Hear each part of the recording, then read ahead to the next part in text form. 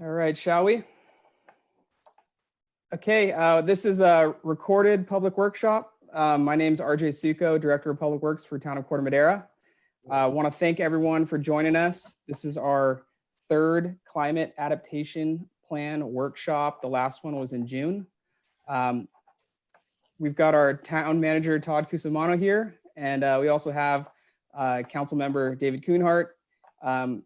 Our mayor, Eli Beckman, has been involved through the process, is unable to make it today. And we have several other key and influential and participants from the community that thank you all for joining us. Based on the attendee numbers, it looks like we've got a mix of people who've been with us the whole time. So I want to thank you for remaining engaged and all your feedback to date. And also some new, it sounds like we've got some new people. So thank you also for joining and participating. And we hope that you can take in some information, share it with the community, your neighbors, and also provide any feedback that you have as well. So we also have a number of members from our Resilience Advisory Committee. This is a group that has met consistently for the last 2 years as we've developed this climate adaptation plan to date. It consisted of about 20 members from various agencies, from local jurisdictions to environmental resource agencies, and also a couple members from our local community. So thanks again for all your feedback, which has been invaluable in how we've made progress on this plan. And with that, I'm going to turn it over to Mindy Craig at Blue Point Planning to kick us off. So go ahead, Mindy. Great, thanks, Sasha. Or thank you, RJ. Welcome everybody tonight. We have a whole slew of different speakers and activities to walk us through our climate adaptation tonight. But first of all, if you don't mind, please make sure to mute yourself. We are going to be using some of the functions on Zoom. One is under the participant. You can select, and it's usually on the bar on the bottom. You can raise your hand to ask a question or comment during any section. But using the chat is really great, and we'll be monitoring that and being able to answer some of those questions. We'll capture that after the fact and make sure that we're going forward. And actually, we're not going to use breakout rooms today, but we are going to be doing a couple of different exercises and lots of polling. So during the meeting today, you'll see polls pop up on your screen. You'll have a chance to answer that, and then we'll show those responses. So hopefully it will be engaging and give you guys some opportunities to give us some feedback. Next slide. Okay, so what we're going to do is really go through our near-term resilient actions. Those are the things that we're thinking about is going to happen right now. And we're going to use a couple different exercises, allowing you to first learn about some of the information and then give us some feedback on how that direction is, and we'll have some discussion. So you'll have an opportunity to ask questions throughout, lots of time for that. And then we're going to wrap up at the very end with some next steps so you can know where we are. But we're getting close to the completion. Next slide. So there's an opportunity for doing a lot of feedback. So the plan is just about live, and at the end of this meeting, you'll be able to go onto our website and have online comments to it. So we don't want you to do that quite yet because we want you to hear what we have to say tonight, but this is your opportunity. And we're going to be able to have those comments going at least through the end of the year. Sasha, I know you were saying they're a little bit longer than that, or are they? Probably into the early part of January. Yep. Great. So I want to just take 2 seconds before we get onto a poll just to let you know. Sasha, do you want to quickly introduce yourself? And I know we have a couple other people from our team who just quickly just say who you are, who are going to be speaking. So maybe Ellen and also Emily, be able to introduce yourselves. And Nisa. Yeah, that sounds great. Thanks, Mindy. Hey, everybody. My name is Sasha Peterson. I'm the Director of Adaptation International, who's the lead project partner for working with the town on the development of the adaptation plan, and grateful to have you all here and see your little faces on my computer. It's not the same as being there in person and being able to walk through it together, but this will have to do given the situation. Great, thanks. Emily. Sure. Thank you, Mindy. Hi, everyone. Emily Roach with Nelson Nygaard Consulting. I'm an associate transportation planner, and we've been working with Sasha and the rest of the team on the mobility strategies for the plan. Great, thanks. Ellen. Hi, everybody. My name is Ellen Plain. I'm with the San Francisco Estuary Institute. I've been working together with my colleagues Julie Beagle and Jeremy Lowe on the shoreline adaptation portion of the report. Excellent. And Nisa, who's also working with us, keeps monitoring the chat. Do you want to introduce yourself, Nisa? Yeah, hi everyone. My name is Nisa Russell. I work with Sasha at Adaptation International and have been working on the plan here. And yeah, I'll be monitoring the chat, and so is Yami with Blue Point Planning. So please feel free to drop any questions at any time. Thank you. Great. And Yami, do you want to quickly say hi as well? Hi guys, I'm with Blue Point Planning. Let me know if you have any technical questions. Awesome. Great. Thank you. So now we want to know who is here in the room. So take a second and let us know what part of Corte Madera you live in. We're going to do like 30 seconds here. So give us a sense, are you in the shoreline or up in the area?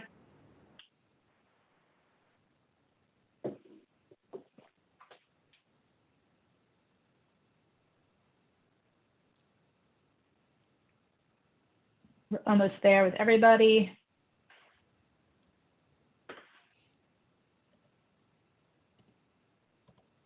Got a couple stragglers, but I think that's great. All right, so I'm going to end the poll here, and you guys can see the results. We have a lot of people up on the hills, as well as some in the floodplains, and some of the people who visit the town often, and then some people who are living near the floodplain. So welcome all. I know we're having more people buzz in as we go forward.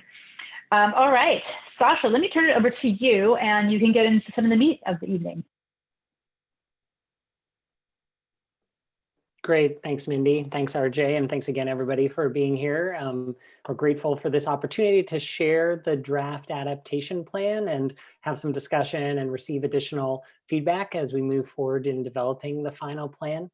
As RJ mentioned, the plan itself was kicked off with a Caltrans adaptation planning grant and started in early 2019. So it's been almost 2 years of work by a variety of town staff, town council, the Resilience Advisory Committee that RJ mentioned, as well as community members who provided input throughout the process. To give you a little sense of what that process was, since some of you are new and haven't been along for the journey, it started with community engagement and what we called laying the foundation. So there were a couple of workshops, and some of you may have attended either at the Cove School or the community center to kind of talk about key climate and extreme weather related concerns for the community. There were also meetings with the Flood Control Board, the City Council, and our team did a compilation of kind of some of the existing science and information that was available on climate change and extreme weather relevant to the region.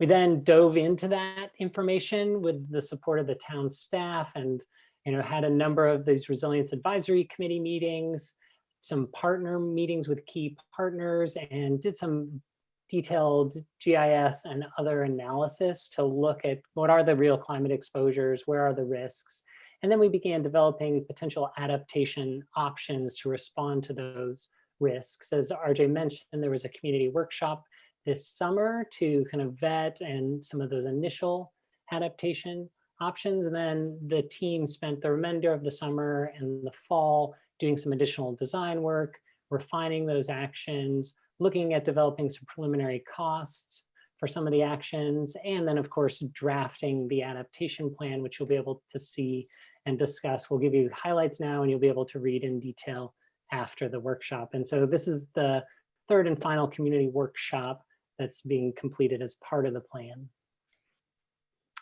Wanted to remind everybody that this plan is both values driven. So with the guidance of the town staff and the Resilience Advisory Committee, we really looked at how climate change is impacting the community, but also what does the community want for the future, and then also incorporated the best available climate science for the region as it's applicable to the town.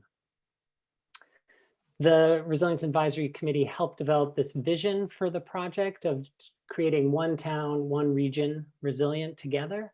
And in support of that vision, there are 4 overarching goals. First goal is to protect the health, safety, and well-being of all the town's residents, visitors, and workers by getting ahead of the curve and focusing on preparedness and prevention instead of response. Second goal is to begin to mainstream adaptation planning into the work that the town does and incorporate resilience and equity into all the town's plans, policies, and projects. The idea is that, the adaptation plan itself can help create the roadmap, but the work of adapting will happen through a variety of initiatives, ordinances, and policies that the town implements over the next decades.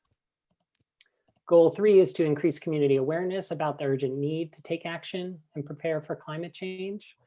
And goal 4 is to bring the community, neighboring towns, and the region together to both plan, fund, and complete those actions. As we know, climate change doesn't stop at municipal boundaries, and it really will take the communities of the region working together to address some of these challenges. Now, climate change is not bringing necessarily new challenges to the town. We all know that certain extreme weather events already impact the community. So you can see the picture there on the left is from an extreme precipitation event affecting the transportation infrastructure. The picture on the right is from a king tide a few years ago, and you can see it right there in the backyards of some of the Bay neighborhoods and affecting some of the infrastructure. Similarly, the town is blessed with these beautiful forested hillside neighborhoods and homes that are nestled in the trees.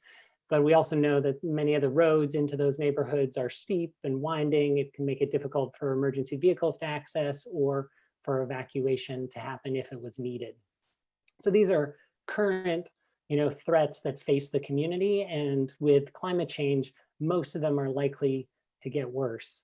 So this plan looks at 5 key climate exposures, and going from left to right. Droughts are projected to become more severe in the future as temperatures rise. Wildfire, we know, is a present risk from the last few summers, and it's a key challenge for Northern California in particular, and wildfire severity is increasing, duration and intensity are increasing, so that's a clear risk for the community. Extreme heat, which hasn't necessarily been a historical hazard for the Bay Area, is increasing as temperatures are projected to rise 7 degrees by the end of the century. So that'll create more extreme heat days that can affect frontline community members. Inland flooding, as we discussed, is already causing issues as atmospheric rivers dump large amounts of precipitation that in some areas can overwhelm portions of the storm drain management system. And sea levels are rising and will continue to rise for centuries. Projections are of up to 2 to 3 feet of sea level rise by the middle of the century, and that's going to increase the risks from coastal storms and coastal flooding for the Bay neighborhoods. Many of these risks for the town are based on geography. Here's a picture of Corte Madera from almost 100 years ago, and you can see the historic Corte Madera Marsh area and the town itself nestled there against the hillside, the historic portion of the town. And then this is a picture from last year showing the development of much of the historic marsh, the thriving economic center, which supports the community, but also the expansion into those bayside neighborhoods, as well as the hillsides that increases some of the climate-related risks and exposure for the community. Just to dive a little bit deeper into the projections for sea level rise, this graphic is from the state of California, and it shows the timeline there at the bottom from 2030s out through the end of the century. The elevation, the amount of sea level rise in feet is on the y-axis there. And if you look out under the medium high risk aversion scenario that they use, by the middle of the 2060s, there could be as much as 3 feet of sea level rise in the Bay Area. And what would that look like for Corte Madera? Here's a map based on LIDAR data from last year looking at elevations. All the areas that you see in blue there are areas that would be underwater with 3 additional feet of sea level rise from the current mean high or high water mark. So these are real and significant threats for the community, and all the more reason that the town has taken a leadership position and started to develop this adaptation plan to prepare for those risks. The plan itself looks at those climate exposures and developing actions across the community as a whole. So we'll talk more specifically about some of the town-wide adaptation actions that are being considered, but it also focused in on 3 geographic areas in order to better address key climate concerns in those regional areas. So shoreline communities and neighborhoods are clearly, sea level rise and coastal flood risk is the primary concern. The central portion of the town is primarily concerned with those extreme precipitation events and inland flooding.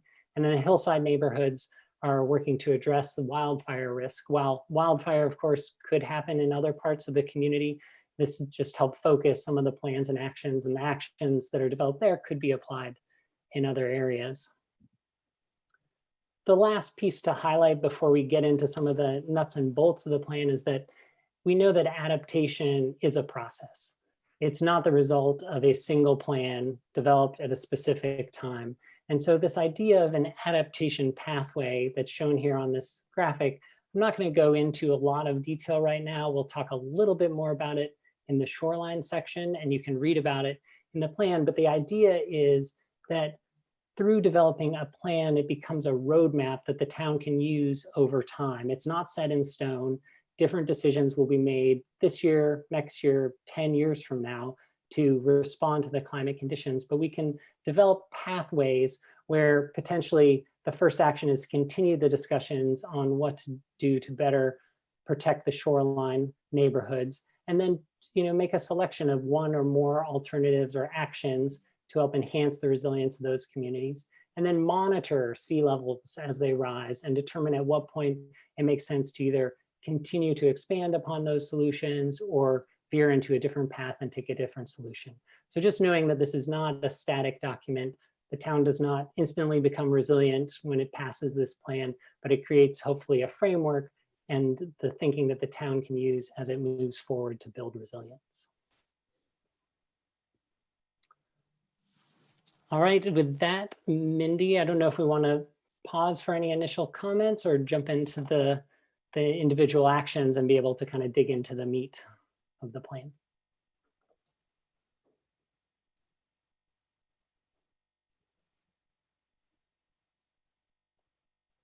Sorry, Mindy, I think you're still muted. There we go. Sorry. So we have a couple minutes because you were very efficient, Sasha. So if anybody has a quick question, okay, David, looks like you have one. So go ahead and why don't you ask your question? Sasha, one of the things that you said was that sea level rise will continue to occur for a long, long time. Do you feel that that is true, even if we happen to find a way to succeed in mitigating the causes and really reducing significantly the flow of greenhouse gases into the air?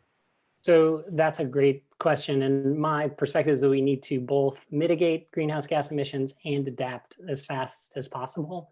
So I think of climate change kind of as a train going down the tracks at 80 miles an hour, and reducing emissions is like slamming the brakes on that train. But no matter how quickly we do that, the train's not going to stop instantaneously. And so we have to, it's going to continue down those tracks as it slows, and we need to plan for that future. And unfortunately, the physics of thermal expansion and the resident time of greenhouse gases in the atmosphere means that sea levels will continue to rise probably for centuries, even if we were able to stop emissions tomorrow.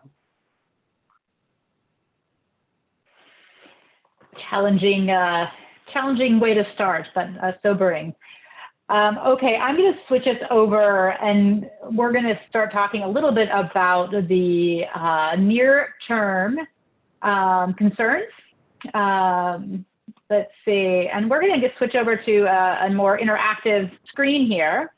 And some of you on the rack, we have worked on this, and we're going to have first Sasha is going to go over, we're going to go over 4 different areas. So he already introduced this. So there's the town-wide things that are going to apply across the board.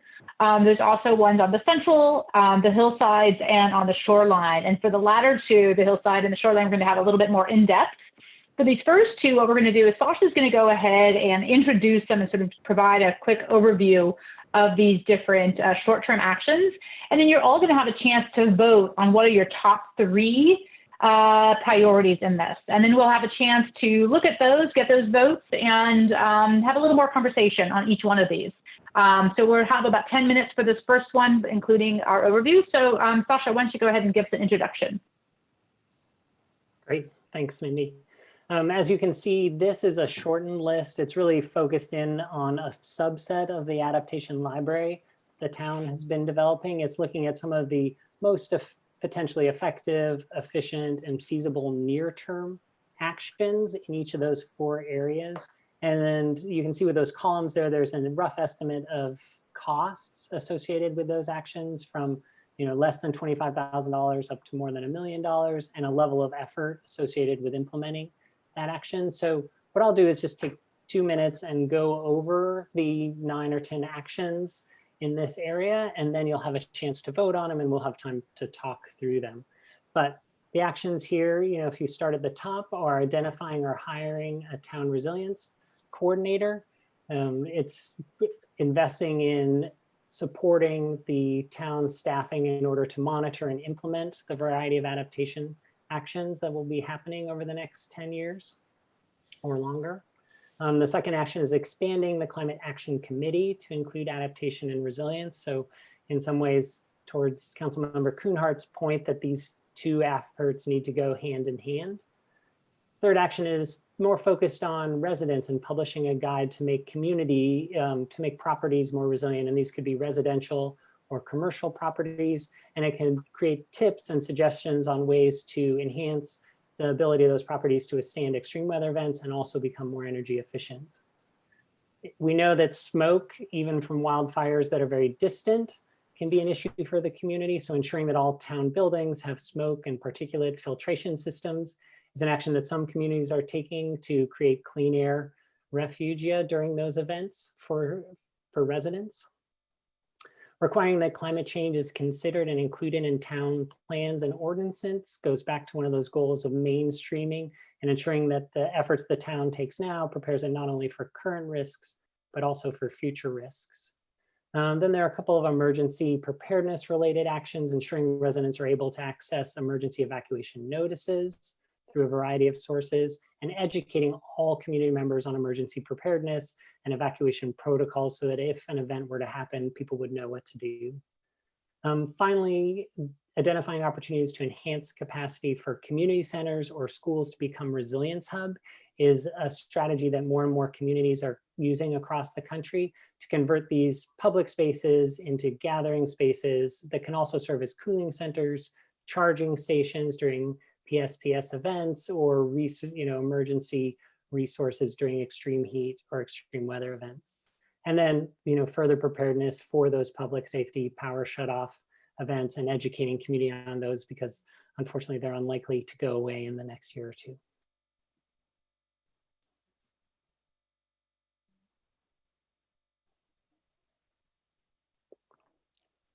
Sorry, Mindy, one more time. Will you unmute? Yes, sorry, again, sorry.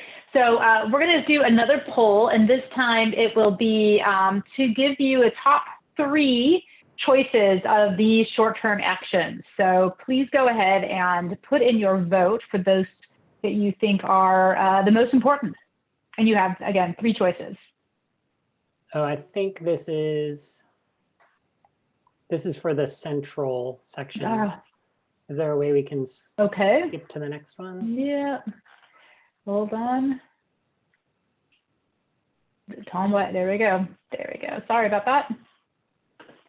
Perfect. And then Mindy, just to be clear, you want people to click on 3 different ones that they think are their highest priorities for the community to work on. That's right. Are folks seeing that?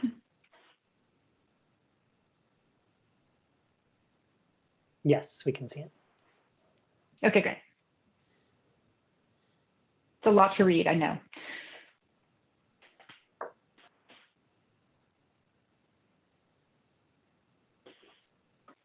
They can also have more than 30 seconds. Yes, we'll give a little more time for that. And we're going to have a chance to talk about these two and see where we land here.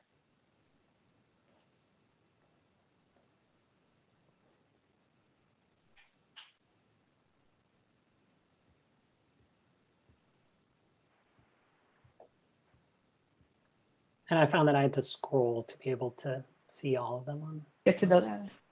Got it. Yeah.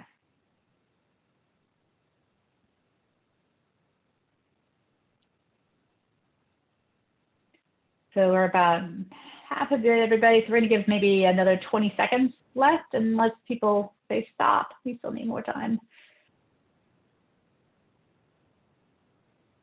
It's looking like we have most of people who look like they're voting. Okay, so I'm going to end the poll and we'll go ahead and put the answers up here on the board, and we can have a chance to have another conversation. Okay, so I'm going to end this poll and we're going to start identifying. So as Yami's going to, in this background here, we'll start highlighting the ones that were top. So the first one here is require that climate change is considered and included in the town plans and ordinances. As well, we have the emergency evacuation notices for all residents. And then another, we have two more at 35%, which is educate all community members about emergency preparedness and update evacuation protocols, and then publish a guide to make properties more resilient. We're going to leave those, I'll share these with everybody and you can see it on your screen, as well as see what Yami has done to highlight those. So I guess what we want to just have as a quick question for folks is, was there something that was missing in that? Was there something that you want to add to, you know, why you voted for something or why you didn't vote for something? Anybody want to share any thoughts there? And if you can chat as well as raise your hand to announce yourself.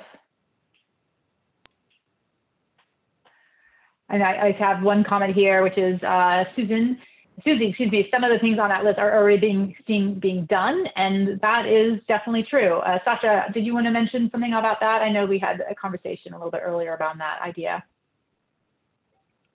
Yeah, definitely. In some ways, the adaptation plan will accentuate or further promote actions or potentially expand actions that the town is doing. You'll see in the next section that, you know, the chipper program is one of those things that has been successful at vegetation management in the hillside neighborhoods. And it's something, you know, we're not recommending it from scratch, but it's something that could be considered expanding. So yes, I didn't mean for these to come across as they are like, there's no education on public safety power shutoffs. I'm sure that is already happening. It could be accentuated. Yeah, great. And another comment, incentives to make your home more resilient. For example, if in a flood zone, what can I and will the city help me make that happen? RJ, do you want to comment on that? Yeah, let me take a closer look.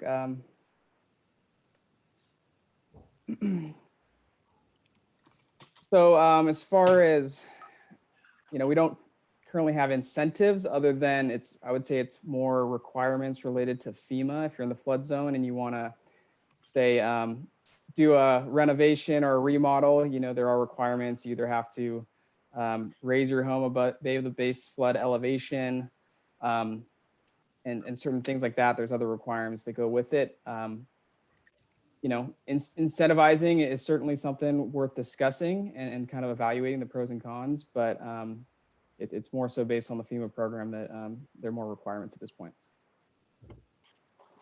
I actually know something on this a little bit, which is I know BayREN, which is the Bay Area Regional Energy Network, is working on developing some rebates, mostly around energy efficiency, but also that are climate related as well. So there might be some in the Bay Area available, and maybe that's something where we can share that with you down the line. Can you say the name of that again? Sorry. Yeah, BayREN, which is the Bay Area Regional Energy Network. And actually, I did think of one incentive. So if you do raise your home out of the base flood elevation, you can avoid paying flood tax. So that's one that the FEMA system offers. Yeah, it was that kind of thing I was thinking of, is knowing what, you know, actions you can take. Like I know there's the for fires, there's putting up those screens, those that, you know, stop sparks from getting into your attic and that type of thing. Just more information on that, and maybe how to get that, what we should be doing and how to make that happen. It sounds like that would be a great thing to include in that guide for making properties, like, hey, this will end up saving you money in these ways, and here are ways to retrofit at your home. This is Jack. FEMA does have a program to elevate homes, but it is a typically federal program that is very difficult to access, and it is very limited in terms of its funding, but it is something that should be looked at. Thank you. And then I also, just so you know, we will be talking about the flooding and shorelines, but, you know, these are sort of these town-wide elements. And I just want to know, there was another comment about making the permitting process easier. I don't know if, Susie, you want to add anything to that? If I can just jump in for a second, I just want to say, yeah, Jack's one of our local experts from the County of Marin. So thank you, Jack, for chiming in.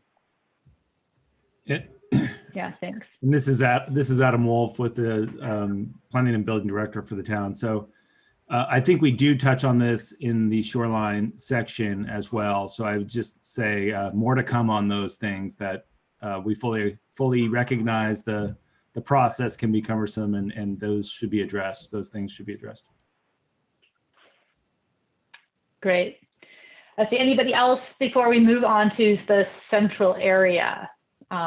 Nisa, any comments or anything I didn't catch? A couple, but I think we'll address some in the shoreline section as well. Okay. Okay, great. So we're going to switch on over, literally and figuratively here, to central. Sasha, do you want to talk about these? Yeah, let's do another quick rundown as you start perusing these, now that you know the process for the voting. There are about 10 actions here that are in the near-term priority bucket that the town is considering. So a lot of the central actions are, as we mentioned earlier, related to extreme precipitation and flooding, and some of that is not something that's confined to the town boundaries. So a number of these actions are partnership type actions. The first is participate in a flood mitigation planning for Corte Madera Creek to reduce the impact of flooding. You know, what happens upstream ends up downstream. So partnering with Ross Valley in order to determine the best actions is something that could be considered.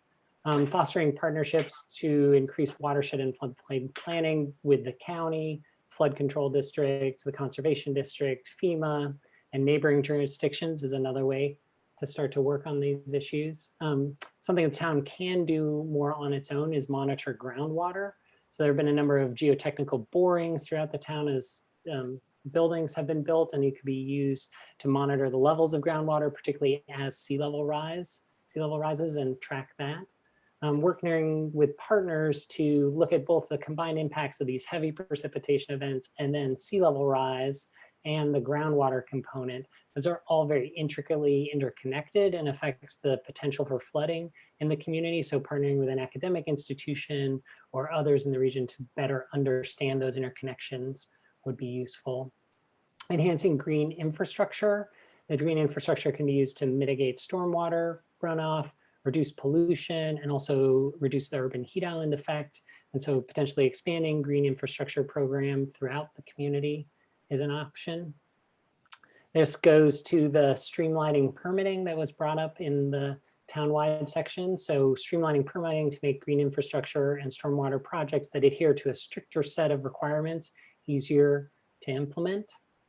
Again, developing a homeowners or small business guide to stormwater management to educate homeowners and business owners on the ways they can engage and also adapt their properties for potential flooding.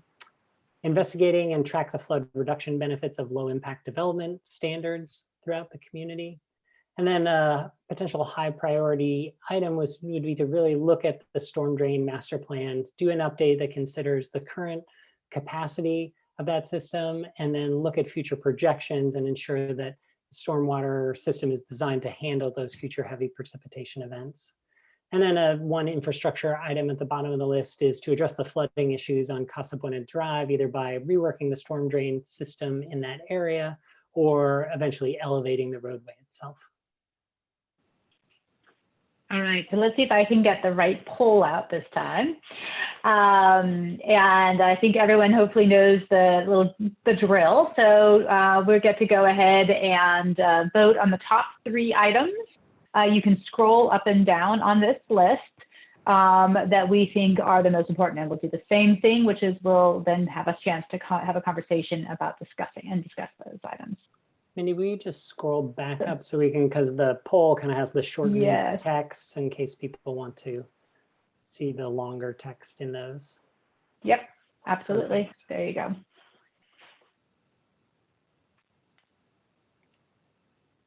We'll give you guys a little bit over a minute here so you can have a chance. These are a little bit longer and a little more detailed.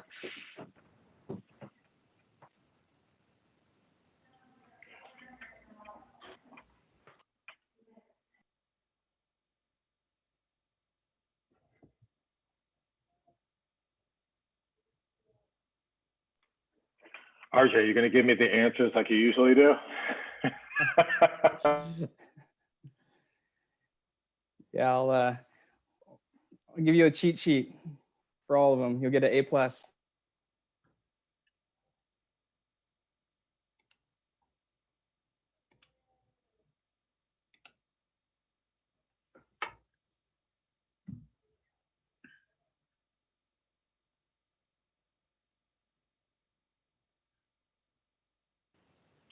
All right, so I have about half you guys have voted, so give maybe another 20 seconds here. So I know there's a lot here to figure out and think about. So give you a few more minutes or seconds here.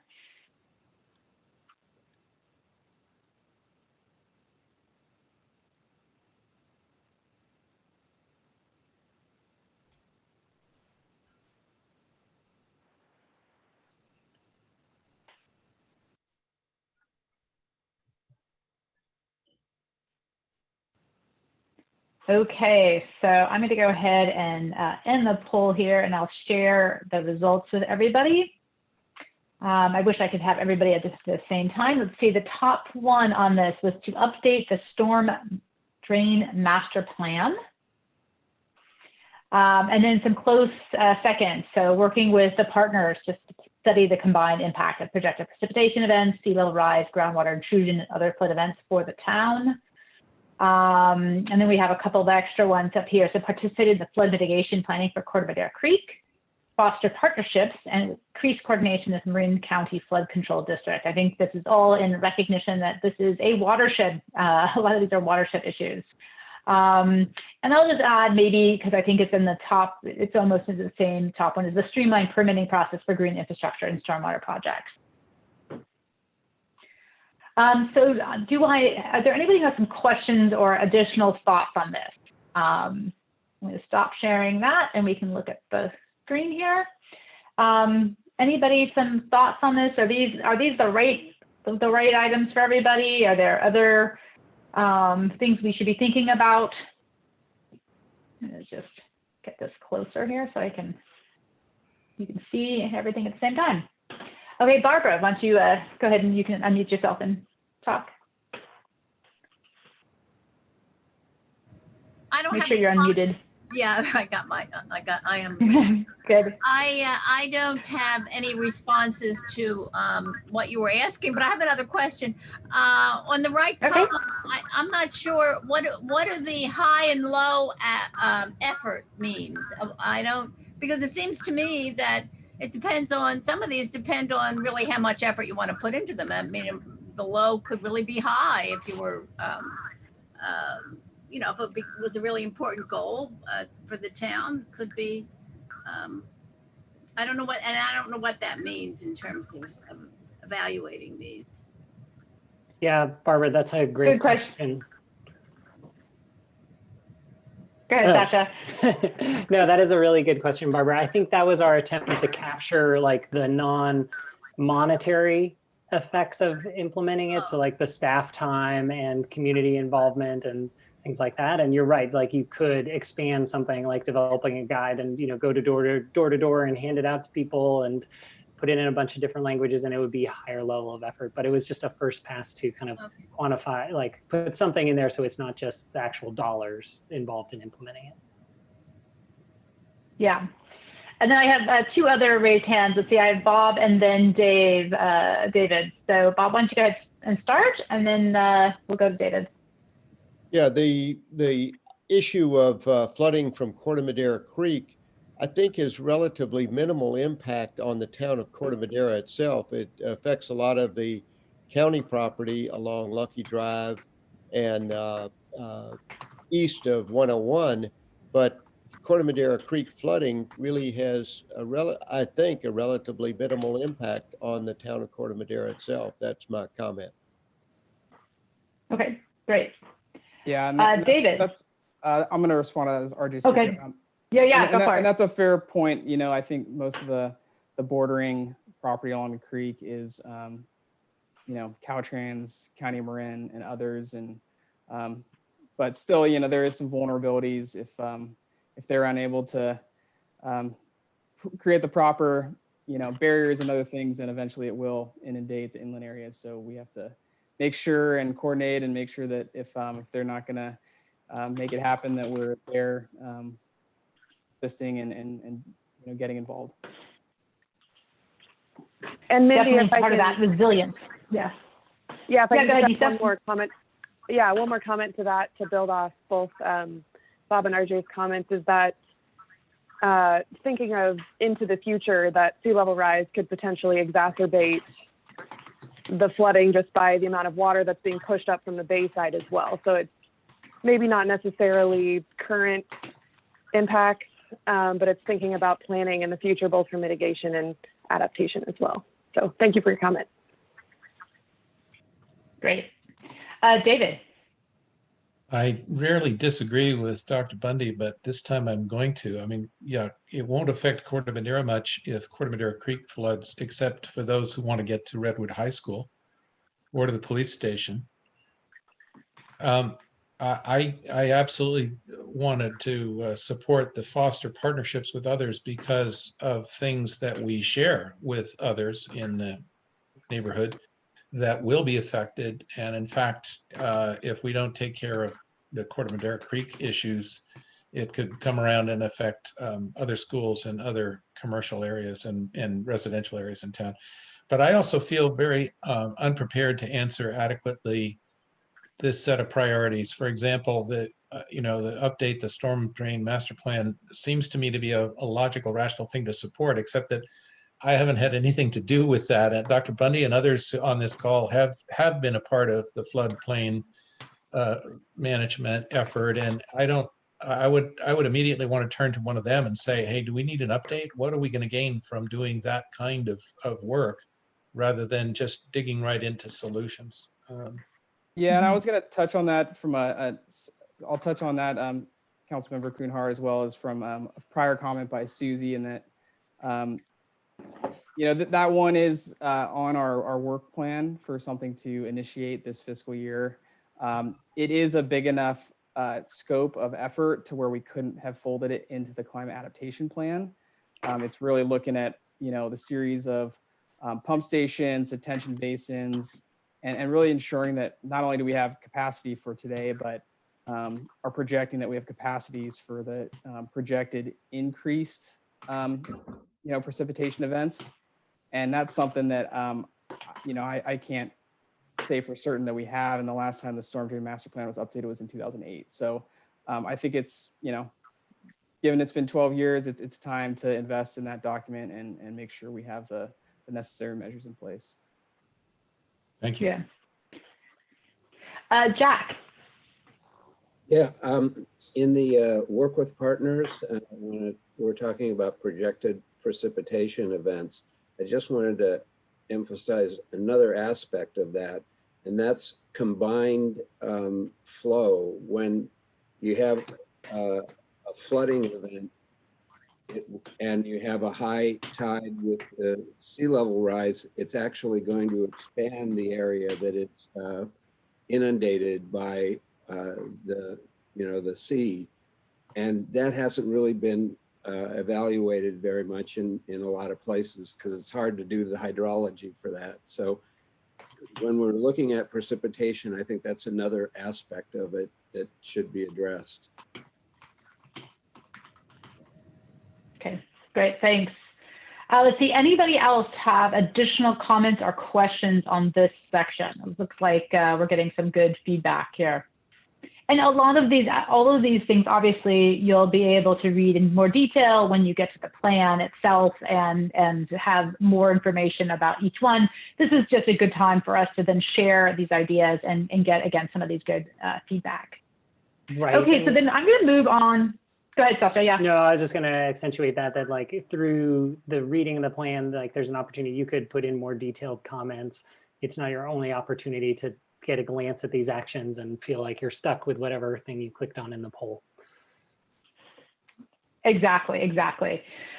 So we're going to do a little bit different for the hillside and the shoreline. So we're going to do exactly the same thing in terms of Sasha is going to go over the short-term actions. We'll do a little voting, a little conversation, but then we're going to go into some deeper dive on some of the more specific strategies and implementation ideas that are on the hillside. So Sasha, take it away. Great. Thanks, everybody. And thanks for the good thinking and coming along with us on this journey. For the hillside, again, we have a highlight of about 10 actions that are in the near-term priority list. First is enhancing wayfinding. So that means new signs on roads, streets, steps, paths for in the WUI, the wildland urban interface. Stair lighting to help neighbors and neighborhoods both use those areas on a day-to-day basis, but also during an emergency evacuation situation if necessary. Enhancing hillside transportation network capacity and connections where possible and appropriate. This is an area that we'll dig into more. There's a lot packed into there on what does that mean. So we'll dig into that more in that deeper dive. Coordinating with Fire Safe Marin and the neighborhood response groups to support community members, expand education and outreach on those fire safe practices that were mentioned earlier, and encourage participation in the FireWise community program to build awareness and help the individual community members take action.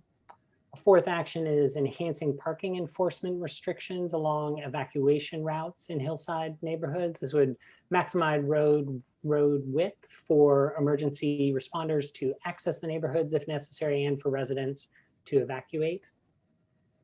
Supporting the Marin Wildfire Prevention Authority in their hillside home assessments that they're currently doing and will be doing over the next couple years.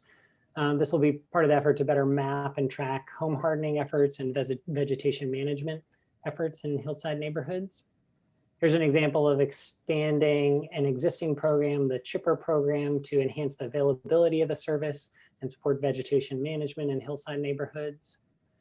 Creating a fire prepared home certificate is another potential action. This would be coordinating with real estate companies, private sector, insurance companies, and others to create a certificate that could enhance the resale value for homes that have complied with WUI regulations and other fire safe practices. It's an area that's been done really well in Boulder County and actually has, changed their home market and could be potentially applied with Corte Madera. Reducing roadside vegetation on key evacuation routes to ensure clear sight lines and improve access and egress.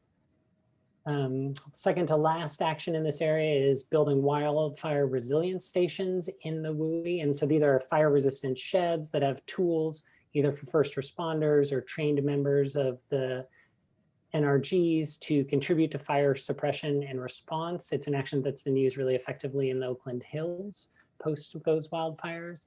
And then enforcing WUI building codes and regulations with a particular attention on renters or absentee homeowners to help ensure that those properties reduce their wildfire risk. So that's the set of actions in this near-term category. Great, thanks. And although we know some of these are being done, as Sasha said earlier, we are looking to see how we can enhance these as we go forward. So this is, again, launching the poll. Same idea. We'll give you 2 minutes here to go through these. Again, they're pretty detailed. So go ahead and pick your top 3 here.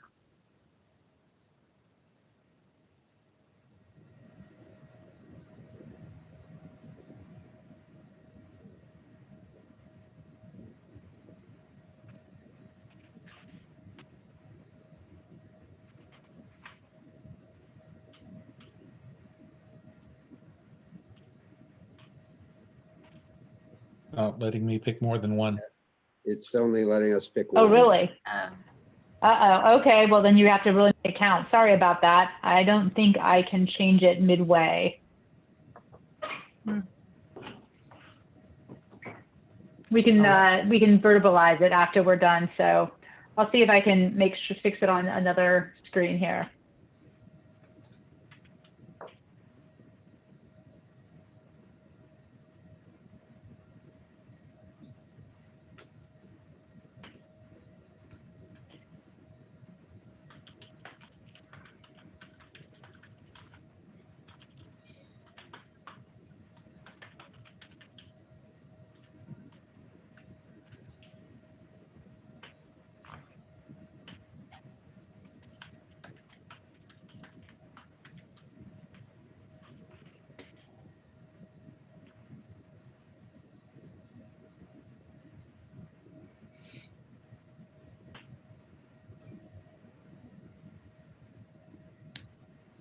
Can we vote 3 times?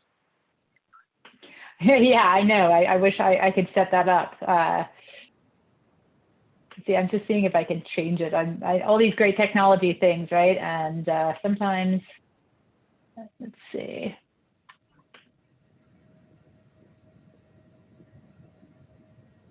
I'm going to go ahead and end this, and we'll keep.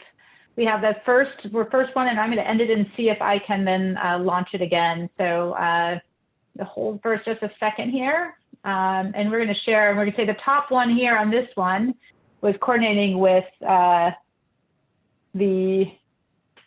fire safe Marin in the neighborhood. Let me just verify. I don't know if I can have this send it again because I've already done it. So I'm not sure they're going to let me change anything. So let's go ahead and we'll look at each one of these, and then we'll just see if we can also see what other people had wished was on their list. So we're going to make it a little bit more interactive here. So that was with 6 people. The next one is enforcing the WUI building codes and regulations, and particularly attention to renters and absentees. And let's see, and then we had one more. So we had the enforce the WUI, that support the Marin Wildfire Prevention Authority. Susie. Hi, I just feel like so many of the things on this particular list, I mean, they're very important, and that almost all of them are at least being attended to. And I realize what you're saying about, making one a priority or not, but they're like, this one really has a lot that are already being done, in my view, again. That's all. Great, thank you. I agree with that. One of the ones that I see that has not been worked on, to my knowledge, is helpful to homeowners, and that is preparing a certificate that people are already taking, have a fire prepared home. They've got a hardened home and have taken care of their vegetation and are growing plants that are not high risk plants. To me, that could be a very helpful thing for anybody dealing with insurance costs or home sales. Yeah, and I don't, we definitely, there might be some opportunities where we in the past enhance the capacity or connection of our transportation network, but definitely not to the extent that I think we can. So that's one that is definitely out there for some opportunities. And also, I think, if we were, it's important to look at all of them again, because if we have a, fresh set of things to review and we want to re-rank them and make sure we're moving forward, prioritizing funds and efforts accordingly. So doesn't take away from all the great work that's happened to date, but want to make sure we're doing as best we can with the funds and resources we have. moving forward. Well, and to that point, RJ, I'm going to read a comment here in the chat, which is forward-looking financial mechanisms are missing from all these area priorities. Can we start to save for costs of the future? So just wanted to put that one out there. And then we have one other, these are all good ideas. Voting for one or three does not mean that the others are not important. That's absolutely true. These are complex options and we need more than a couple of minutes to evaluate them. Also fair enough. And that's to that point, we will definitely, this is more of your whetting your appetite. And so the plan itself will give you a lot more detail on all of those things. Other comments or questions before we go into some of the more detailed specific strategies on this? Yeah. Barbara, do you, yeah, go ahead. Yeah, I wondered the enforcement of building codes. I thought what was missing, unless the town is already doing this, is that to make sure that the building codes are updated so that they're providing the best protection for people. And maybe that's being done. I don't know, but if it isn't, it should be done. It should before the enforcement. And I wanted to say something from personal experience. I was at a meeting last week with the new Mark Brown, the fellow that's the head of, was just hired for the authority. And he lives up in Sonoma, and he told us a story that, and he lives in a neighborhood that was subject to one of the big fires. I don't know which one, but he said either all or most of the houses that burned from the inside out. They burned because people didn't have, the one thing he talked about was screens on their fireplace, chimneys. And, it's such a simple thing that could be done. They came to my house earlier in the summer, the people, that are supposed to be investigating houses.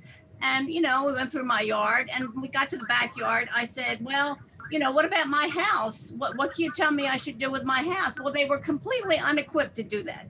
They didn't know. They said, oh, well, we don't do that. And, that's not helpful to us. So, maybe they need maybe they've heard it by this time because I've told that story several times, but it's sort of shocking to me that they were only looking at the outside.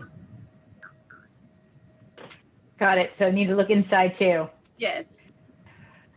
And I don't know if the town is doing that. Is the town looking at their building codes and updating them so that they ensure protection for residents or the house?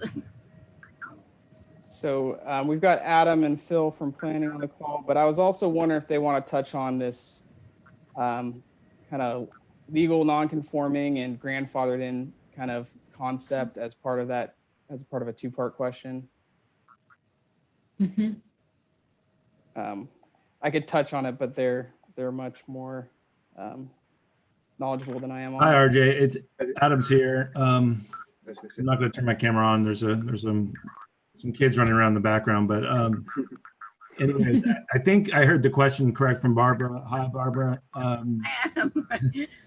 But I think the question was about just building codes and ensuring that that all new construction is compliant with the current codes and actually in the future potentially adjusting them to make sure they're even more up to date or more resilient in sort of how they're created. The answer is yes, and actually all our building permits go through the fire marshal.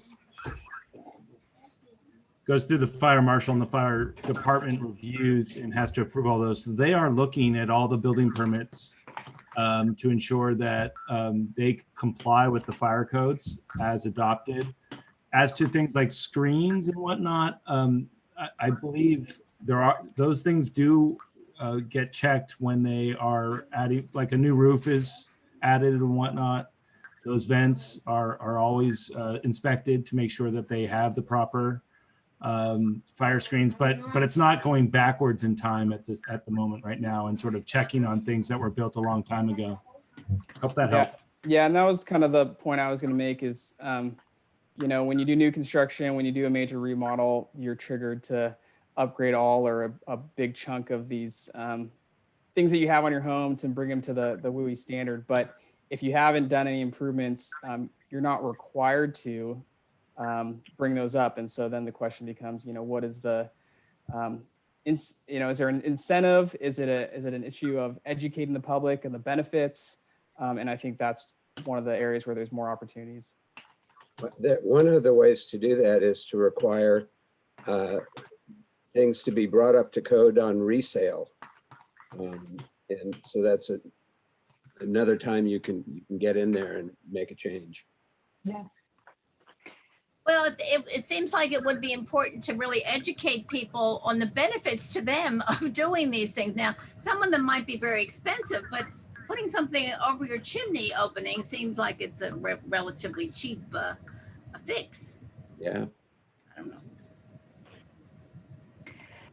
Yeah, I'm going to go ahead and move us on to kind of the deeper dive. I think these are all really good points, and continuing to comment on that and some ideas for the town I think would be helpful. Sasha, let me turn you over to start out on the deeper.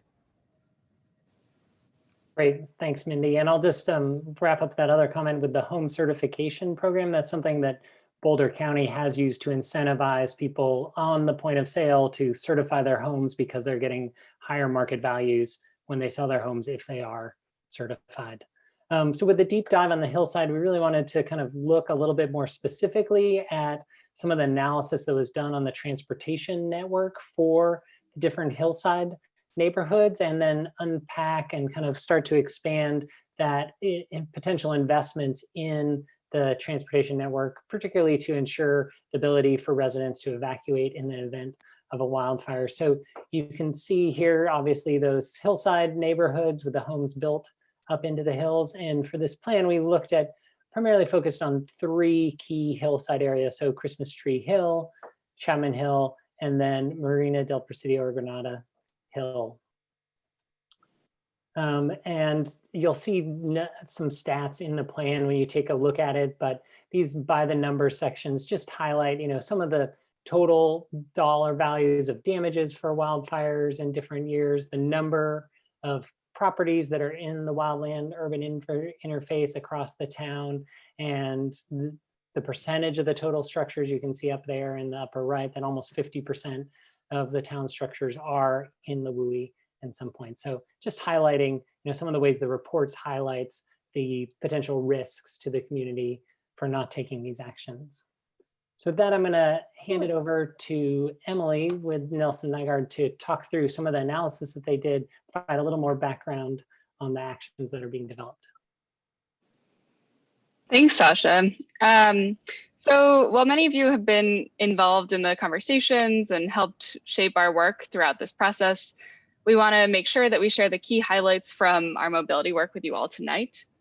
A key theme that really underpins this package of actions being shown here is the need to create a transportation network that supports multiple transportation modes so that people really have options for how they're traveling in and out of the neighborhood.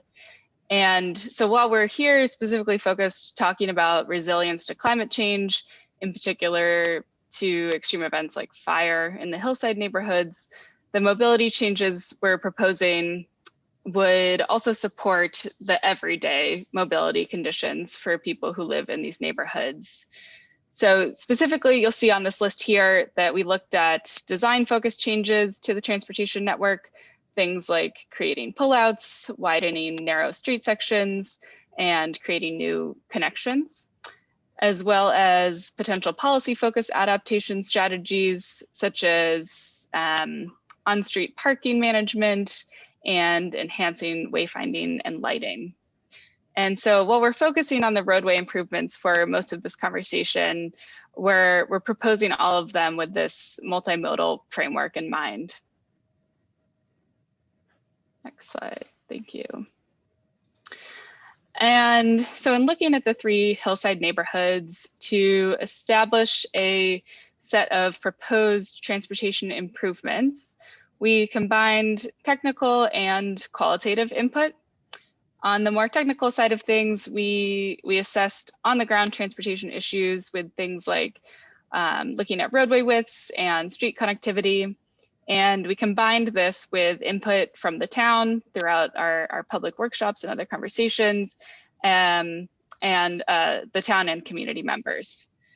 So this slide here includes draft maps of our proposed infrastructure improvements, and these illustrate a range of possible improvements, like things I was mentioning on the previous slide, like creating pullouts, widening streets, regrading fire roads, establishing new connections, as well as upgrading paths and stairways on the hillsides.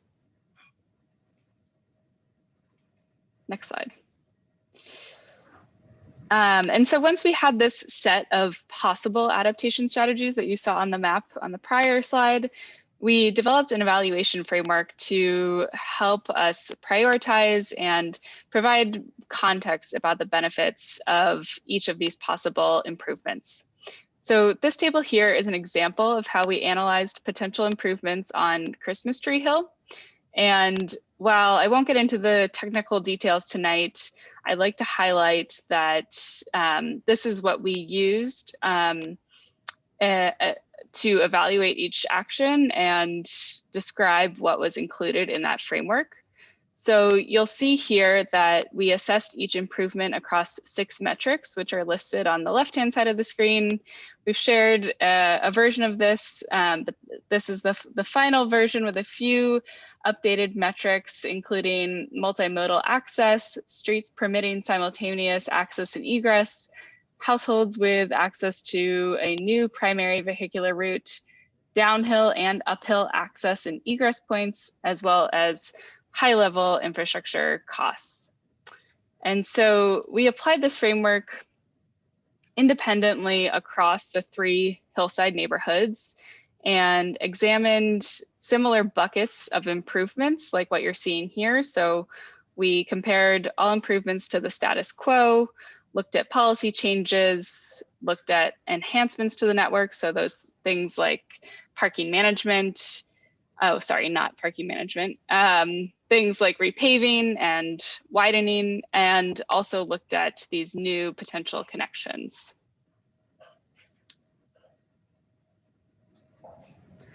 And so ultimately we looked across all 3 hillsides to get us to this point where we've identified potential priority actions for the town. And I'll hand it over to RJ to talk about these recommendations in more detail. Great, thank you. And so through this exercise, I just kind of want to frame it that really this is focused on safety, whereas some of the other things might be fire prevention and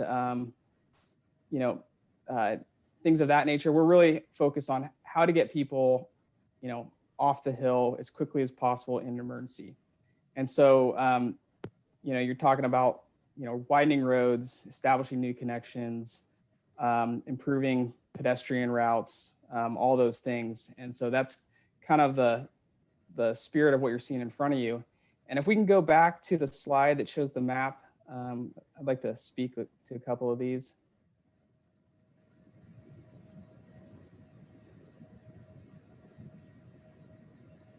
So on the left here, looking at Christmas Tree Hill and Chapman. So for anyone who's familiar with Christmas Tree Hill, there's a lot of homes up there, and really just, other than the cluster that is, the California Lane area, there's really only one main, ingress and egress at, right there at Tamalpais and Redwood. And so that's a lot of people to funnel through that one location. Granted, there's some fire roads that are currently used by the fire department, but perhaps there's an opportunity to enhance that and maybe even consider it for a potential evacuation route for civilians by improving the safety and the other factors there. Likewise, when we talk about road widths and what's a safe width for two-way vehicles, you're usually talking a minimum 20 feet. And so as you can see, many of those road segments are less. So can 2 cars pass? Sure, but one is kind of sliding off to allow the other. It's not as if you can pass at regular speeds. And so you're thinking of the fire truck coming up the hill perhaps as vehicles are trying to leave, and how effective is that? So really, we're trying to improve that capacity as we look at these options here. Looking at the one on the right here, we'll go to Chapman. Stay on that slide. Chapman has some more ingress egress points, so the connection isn't as critical, but nonetheless definitely would present some opportunities, perhaps on Grove and others. And then on the right screen, Granada, again, it has more access points than Christmas Tree Hill, but still, if a fire is coming from a direction and it's kind of forcing you away from that ingress egress, then you want to look at what are your options. So that's definitely going to be a focus that we want to look into. It's a complicated exercise, so it's not one that we have a specific rank as to which connection is best this time, but really it's something that we'll want to spend some more time on and prioritize if the community agrees. The second idea is beyond connections is talking about just these strategic pullouts and widening, and as mentioned, improving pedestrian routes, and I think Nelson Nygaard mentioned promoting e-bikes and other types of modes of transportation.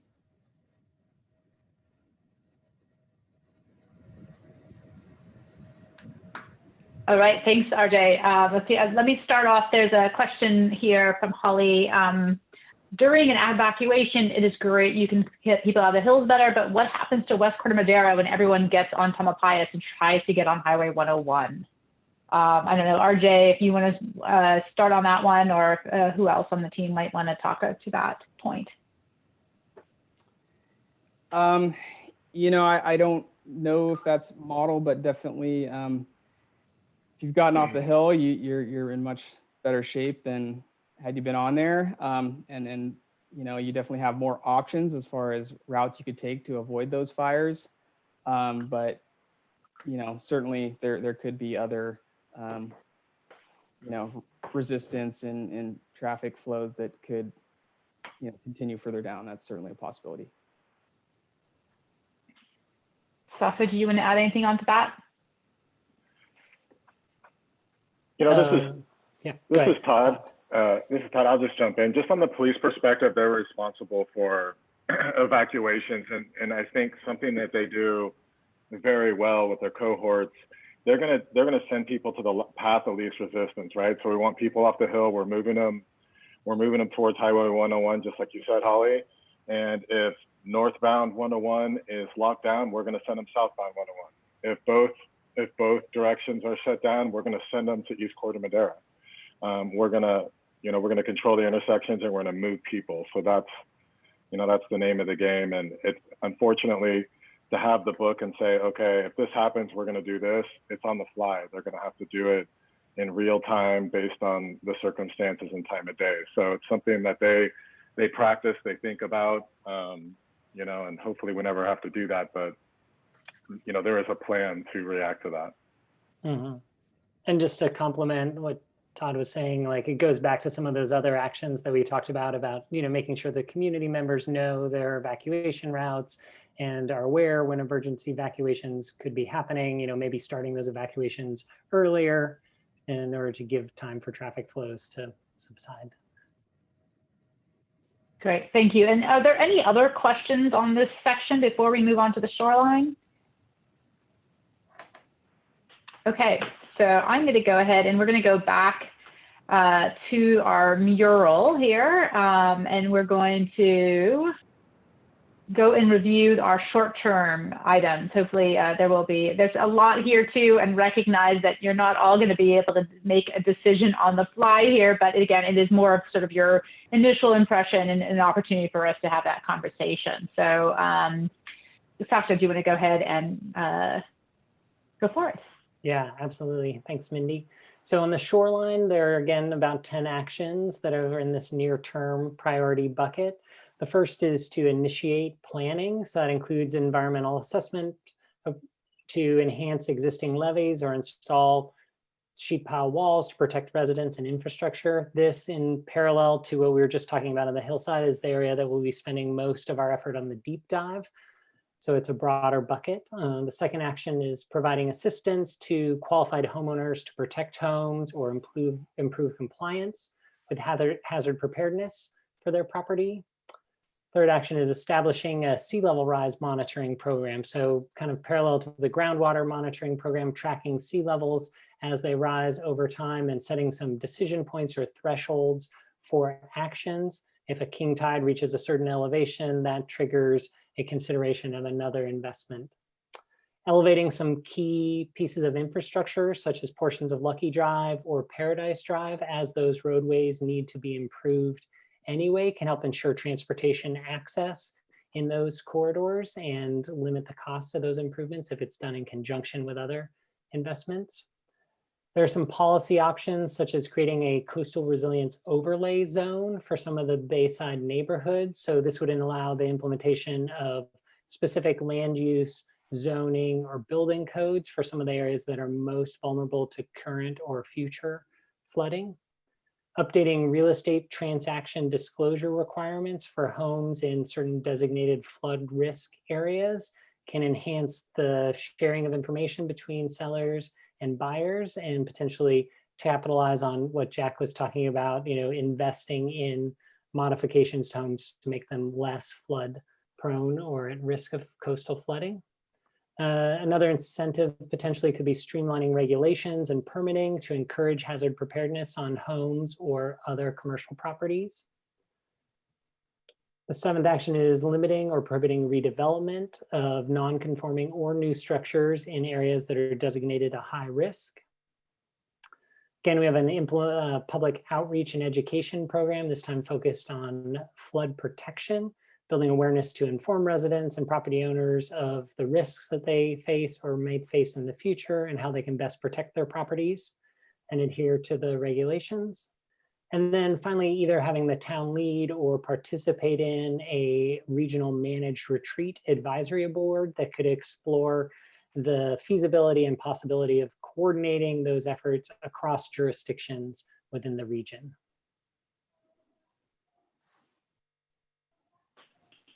Okay, so let that sink in a little bit. We're going to bring up our poll here on the shoreline area. I think this one should be set for you to pick your three, hopefully. So go ahead, and we'll give you a couple minutes here to both sort of soak those in and take a look and vote.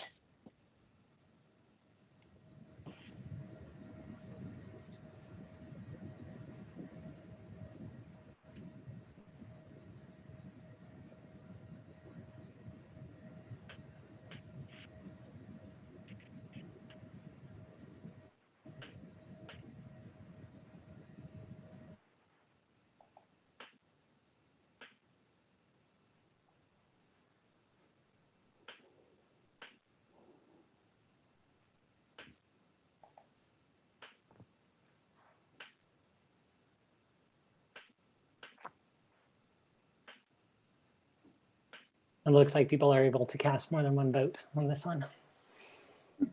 Yeah, I think it's right.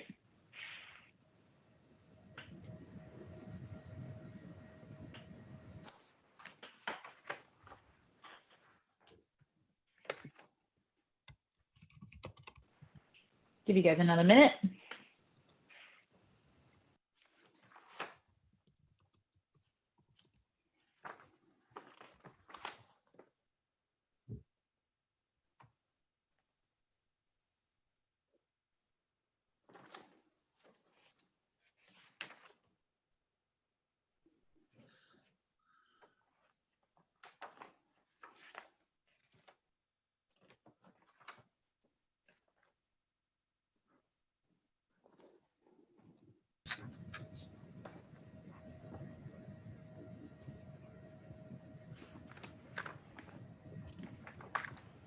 Okay, I think we have a pretty good set of people voted here, and we'll be able to talk obviously through this. One or two right there. All right, so I'm going to end this and share our results. So our top one is initiate planning to enhance existing levees and or install sheet tile walls.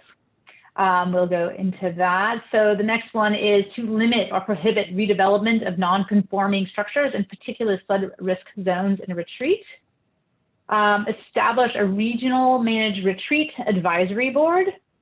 And let's see, another one is to streamline requirements in the permitting process to encourage hazard preparedness of homes and I think properties there. So let's go ahead and start with those items.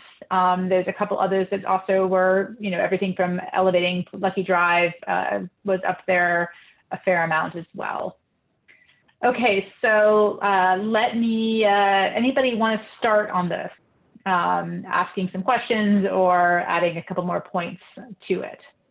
Mindy, I put a question in the chat box. This is David Johnson. Oh, okay. Okay, great. Definition of go ahead and talk. Is the definition of retreat to move away from coastal areas, as in local migration? Yes. Who wants to take that? Sasha? Okay, great. I'll say, I mean, generally the concepts of dealing with sea level rise are either protection, accommodation, or retreat broadly. And so that does mean moving people out of harm's way or getting out of the way of the water. I wonder if people understood when they voted. It's the word gets used in different ways. Thank you. Yes. Thanks for the clarification. Yeah, and just one comment there, David and everyone else here, that we discussed the retreat, the idea of retreat more in depth in the plan, and if that at all is confusing language or unclear on what we mean, please let us know, because we want to make sure we're talking about this correctly and in a way the community can understand. Absolutely, absolutely. Okay, so it looks like that was a lot to take in. I know it's getting late in the evening. We're going to go ahead and switch over again to a little bit more of a deeper dive on some of these specific issues. Sasha, do you want to go ahead and take on the screen?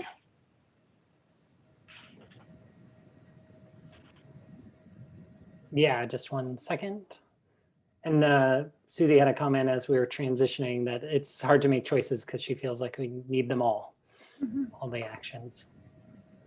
All right, so to lead us into the shoreline conversation, I'm going to turn it over to Ellen, and she's going to walk through a little bit of the work that SFBI has been helping with and kind of frame the conversation. And then RJ, again, will talk about some of the detailed investment options.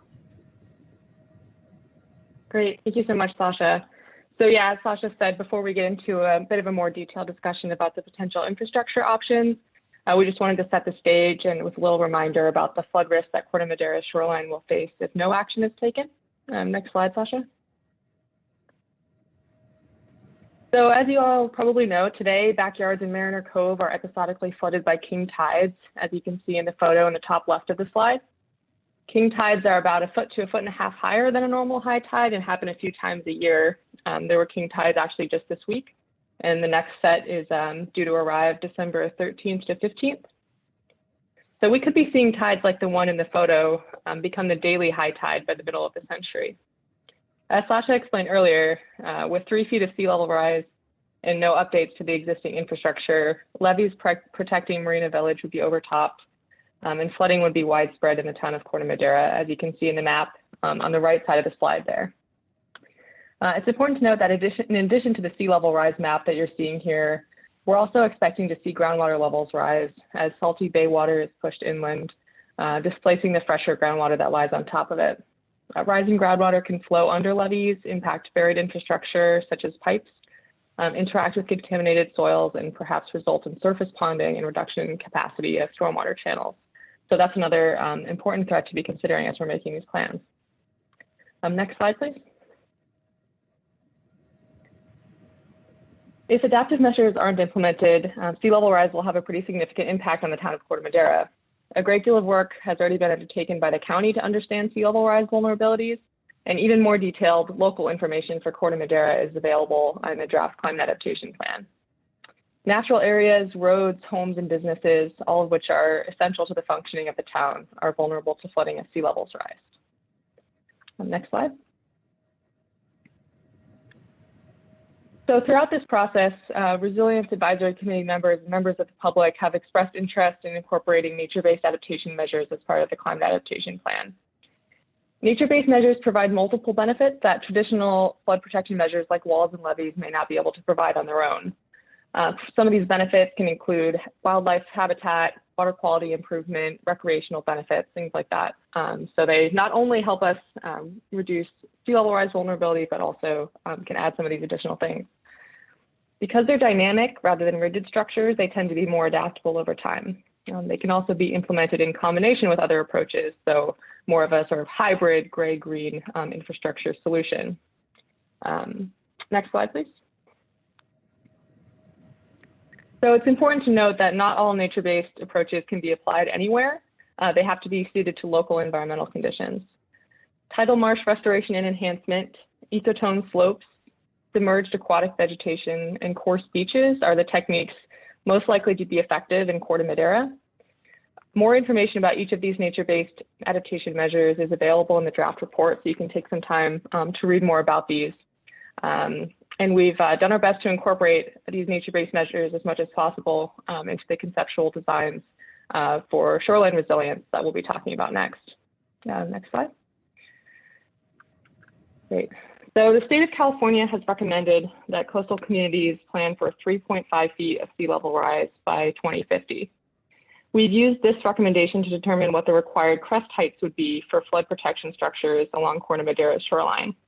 So as you can see here, with a natural outboard edge, including nature-based infrastructure like a coarse beach or ecotone slope, that comes out to a crest height of about 15 feet. Next slide. So I'm going to hand it over to RJ now to walk through some of the conceptual designs for those adaptation measures. Thanks, Ellen. Yeah, so one of the main questions that I asked at the June public workshop was, it was a simple one, but an important one is, should the town invest in, protecting our existing properties and including private properties and structures? And we got, almost unanimous yes. And so that really, I wanted to frame that before we move on. And if we could go to the next slide.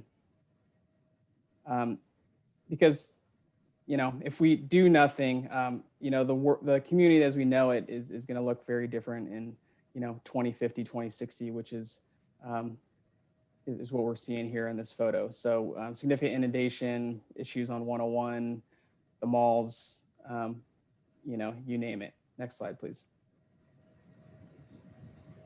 So we started looking at, what are some of the strategies for instance, on the railroad berm, so that, we're talking about protecting the 101 corridor, the malls, the inland areas. And these are some 3 simple ones that we really gravitated toward. One is a very simple levee embankment here on the top. And that could be a regular fill or lightweight fill. An important note that we're gonna keep in mind as we look at all of these cross sections for this and Mariner Cove is many of these are built over as much as 100 feet of bay mud. And without getting too much into the engineering, there are limitations to how much you can add weight to it. So it's, for instance, it's not out of the ordinary if you add 4 feet, that over 30 years, it settles 2 feet. So you want to be very conscious of how much weight you add because it will compress and settle over time. Separately, you add too much weight too fast, and it will actually fail, and it will the bearing capacity can't handle it, and it will actually turn. So there are some limitations. Even if you wanted to add, say, 5-8 feet at a time, you probably, there's potential you couldn't even do that. So then brings in this concept of lightweight fill. So that's kind of what has driven us to these strategies, because they have the ability to incorporate lightweight fill properties. So for instance, the option here on the bottom is a sheet pile wall. And this 20-foot wide path or maintenance roadway or flat area, it could be lower at the existing level, it could be higher but there's not a lot of weight induced by the sheet pile wall itself. Similarly, here in the middle section, when we talk about this, it's kind of a block wall. So you have blocks on either sides, but then you have lightweight fill in between, and they're locked in with what we call geogrid, which is an engineered grid, but it can then build up without adding a lot of weight. And also by having a vertical structure on the sides, we're not expanding into wetlands and creating other impacts to the environment. Now, these options don't preclude the inclusion of an eco-toe slope or a coarse beach. So that's, that's a possibility with all of these. But we wanted to break it down just from a simple engineering approach on these three cross sections. And so this is really the current three sets of options for when we talk about the railroad berm. And then as we talk about costs here on the right, we're at the planning phase, perhaps advanced planning phase. We're definitely not engineering phase. So, these are some high level numbers. We're trying to get in the ballpark. You can notice on the bottom, we have a 20% contingency.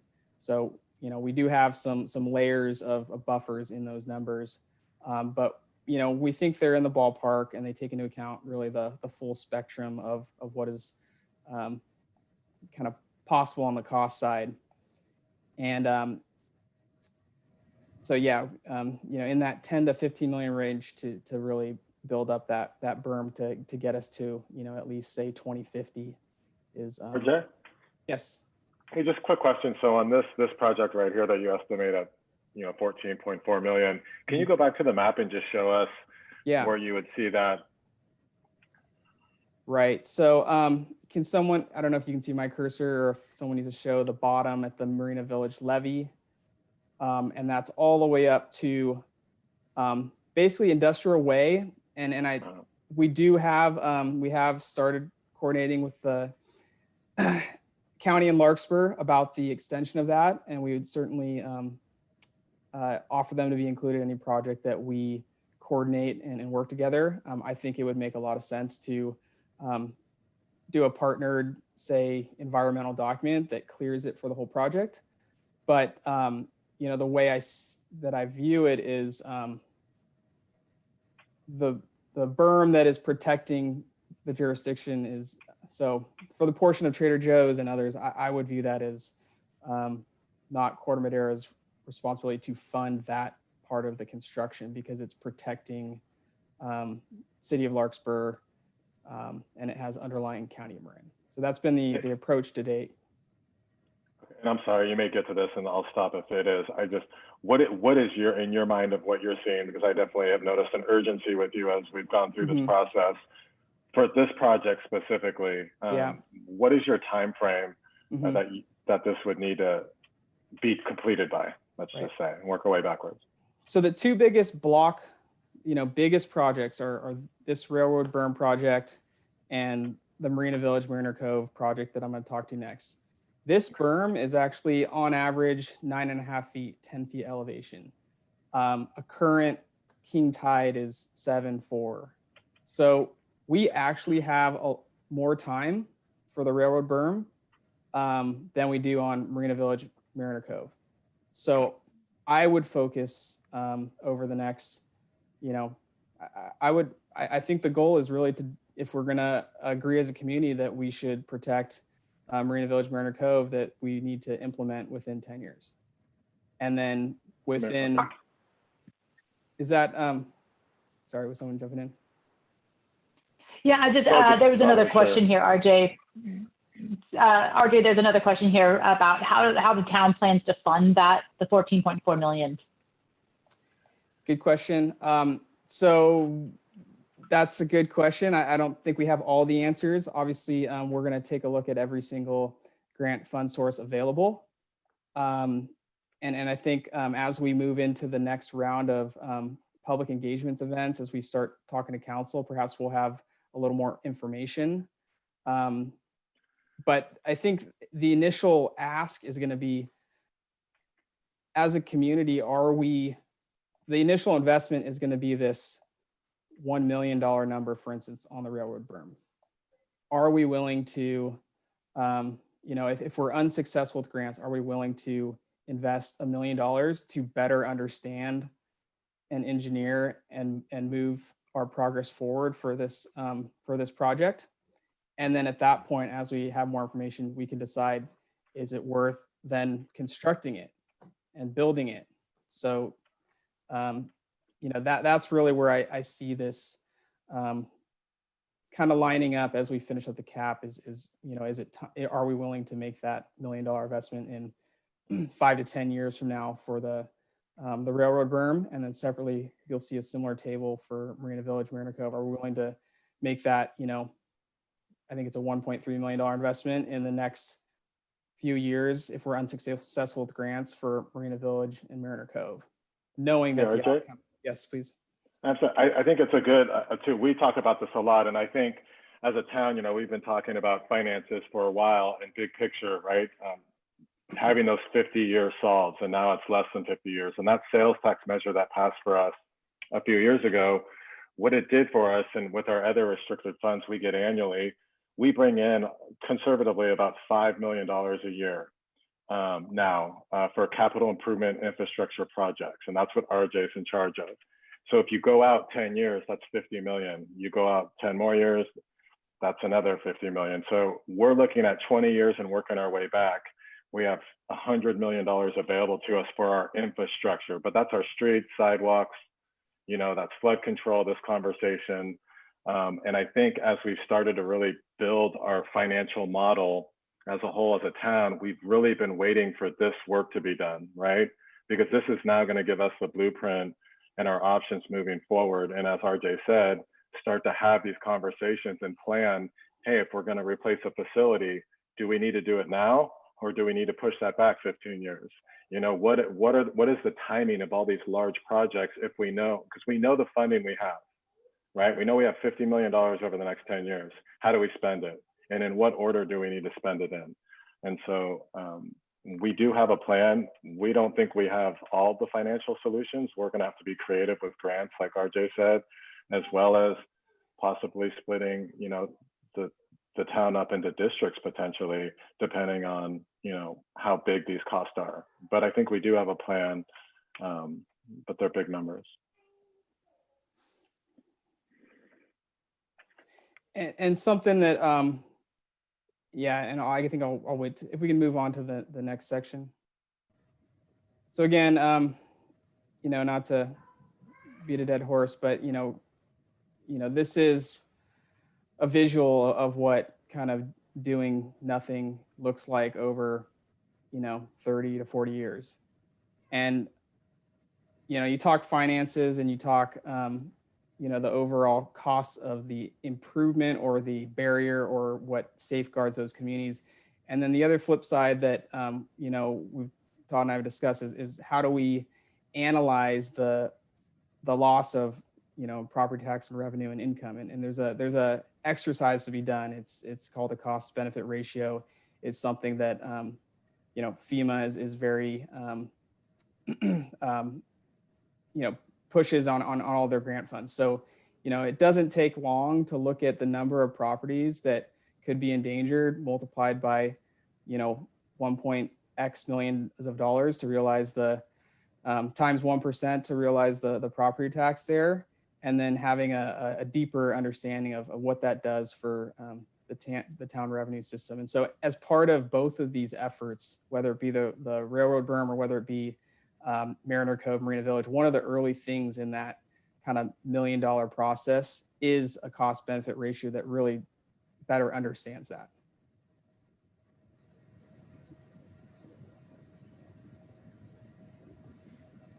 So talking about specifically kind of what the engineering solutions could be here, we've been developing these two alignments and we're calling them inner and outer alignment. So, the one on the top left, it kind of hugs the back of these properties a lot more. As you can see, we'll get into what that could look like for some of those property owners. And then separately, we have this one here on the right, we're calling the outer alignment. And so that's a historic levee and that's California Department of Fish and Wildlife property. The town doesn't have land rights, but there's a conversation that could be had to, reinstate a levee system out there. And so we want to look into that and explore that option. But these are, what we've developed. If the goal is to protect these communities for as long as possible, this is what we think is a realistic two options along those approaches. Next slide. Actually, we can go back one more second. Let me highlight that. So there was a bold, on the right. On both of these, you can see the dark purple line. That's an area where we think we would need to install what we call a tide barrier, or it's similar to what we have in a lot of areas. We have it at Shorebird Marsh, we have it at High Canal, but it's a pump and tide gate that can control the elevations of the interior waterway. So essentially what is currently San Clemente Creek and is a natural water course would then become a controlled water course. So, we haven't had the in-depth conversations with the resource agencies about what is the degradation in that ecosystem. It's certainly something that goes into the equation, but that is what we're looking at. Anything kind of upstream of that would be a man-controlled channel compared to a natural channel. Next slide. So that's just a photo of our tide barrier at Shorebird Marsh. So getting into what something might look like in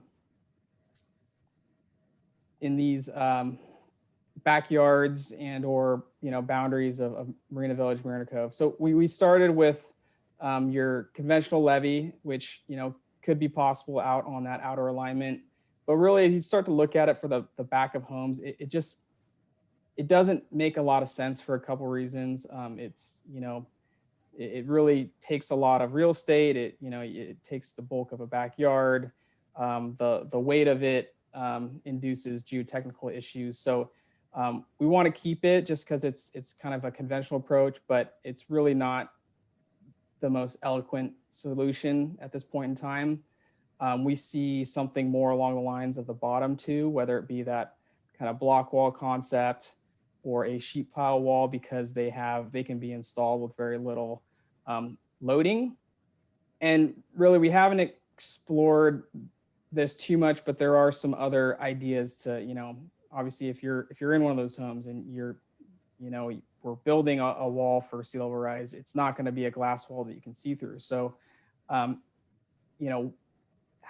does it, what are the options for those homeowners? So whether it be a private improvement, or whether it be something that's, built as part of the town project, that's up to, we haven't gone that far, but, there's ways to improve the aesthetics of that barrier or the functionality of those barriers, potentially, obviously at a cost, but, for those property owners that front the bay.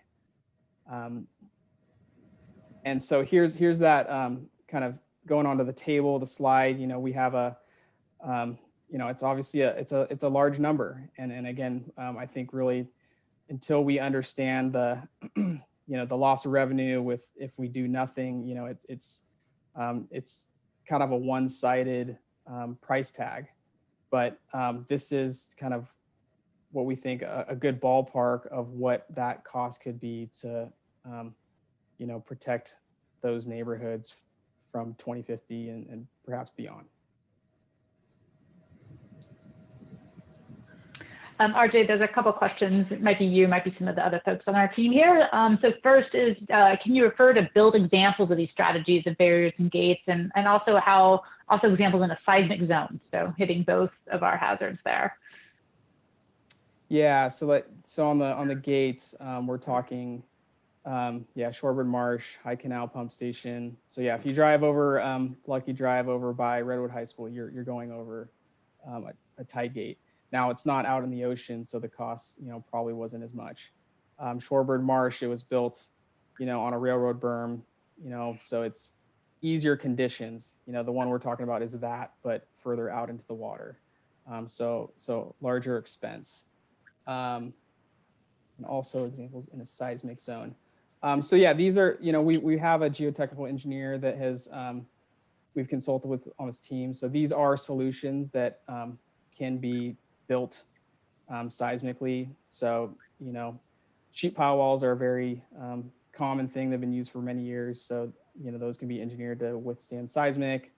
Likewise, that engineered block wall, it has, I don't want to get too much, a geogrid that is intertwined with the lightweight fill that really locks it in. So those are considered seismic engineered solutions or can be very easily. Here's the next question. Great. Yeah. So the next question is, has this climate adaptation for Corte Madera been evaluated in the past? And if so, what were the roadblocks that prevented progress at that time? Or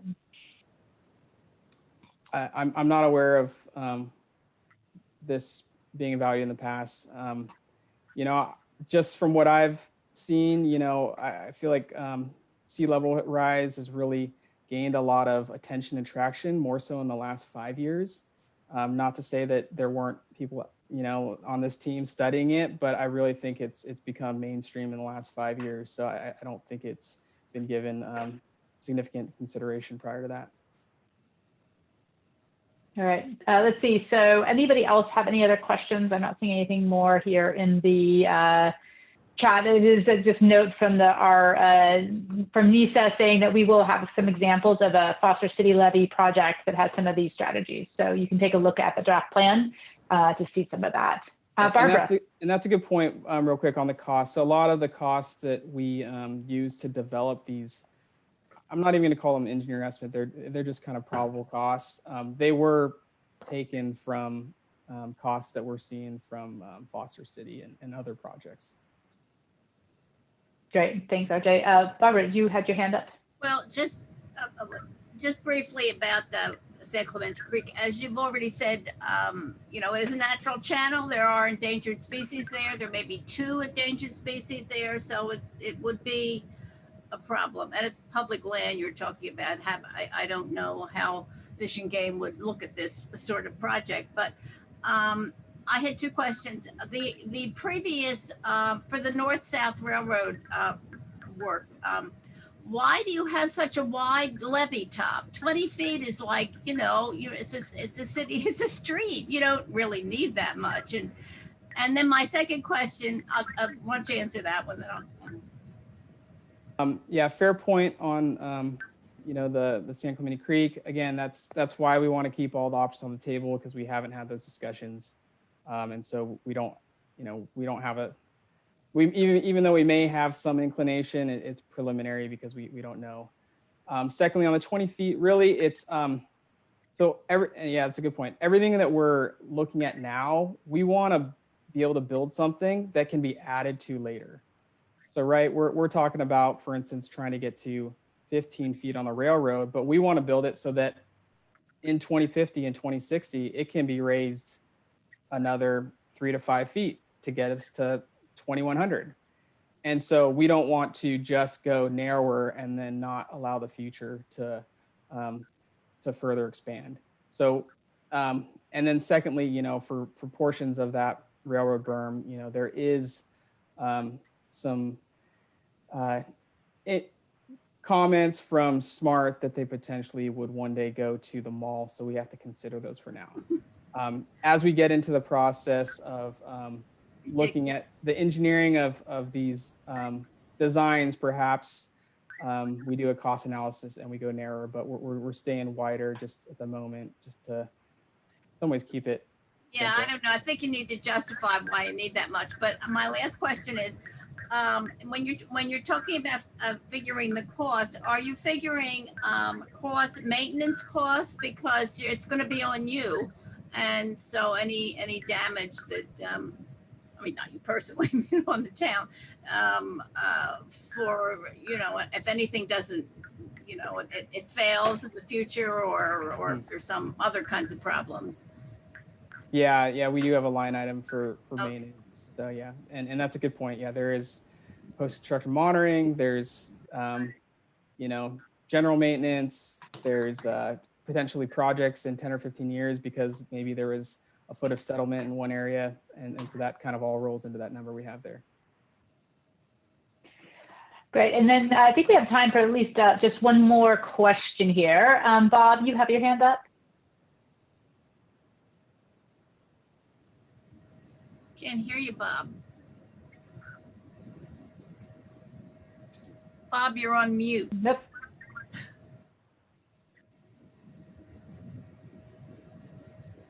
Getting to Barbara's what Bob is good. There we go.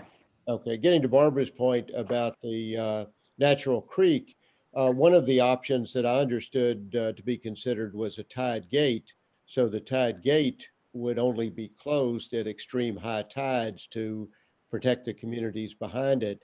And the other issue that is in the climate adaptive plan, or talked about in the climate adaptive plan, is to protect the wetlands that are north of San Clemente Creek all the way up to Corte Madera Creek, and trying to prevent ongoing erosion where we're losing a lot of valuable wetlands every year just from storm surge and ferry wake. And this is a valuable resource not only to Corte Madera, but to the whole Bay Area.